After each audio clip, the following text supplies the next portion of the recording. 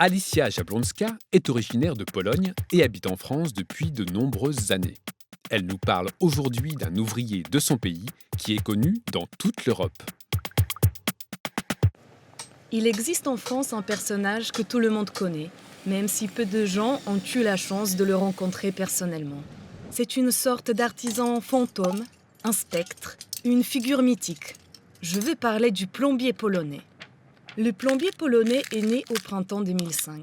À l'époque, l'Union européenne débat sur le traité constitutionnel européen, une directive proposée par l'ex-commissaire néerlandais Frits Bolkestein crée la polémique. Elle prévoit la libéralisation des services au sein de l'Union et veut simplifier les conditions dans lesquelles peut travailler un prestataire de services d'un État membre.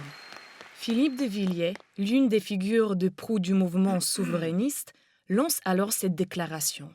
Cette affaire est très grave, car la directive Bolkestein permet à un plombier polonais ou à un architecte estonien de proposer ses services en France au salaire et avec les règles de protection sociale de son pays d'origine.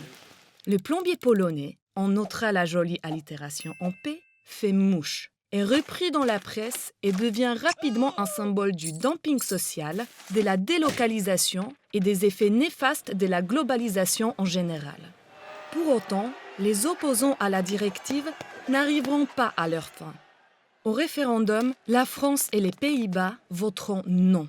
Mais la directive sera quand même adoptée en 2006.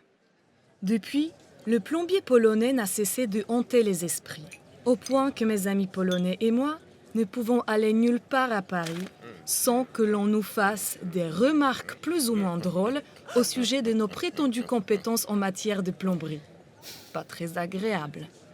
Mais c'est compter sans l'humour des Polonais, ou plutôt l'humour de l'Office du tourisme polonais, car celui-ci se dépêche de créer dès 2005 une campagne d'affichage mettant en scène un jeune plombier, beau, blanc et bien musclé, posant avec un regard des braises, des outils et un tuyau de plomberie autour du cou devant des paysages et des monuments polonais. Je reste en Pologne, venez nombreux, lit-on au-dessus de sa tête. Et figurez-vous que ça marche. Les touristes viennent, nombreux, très nombreux même. Grâce au buzz international de cette campagne, le tourisme polonais vit une renaissance. En revanche, on n'a jamais eu connaissance de l'existence d'une campagne de l'Office de tourisme d'Estonie, mettant en scène de beaux architectes estoniens. C'est bien dommage.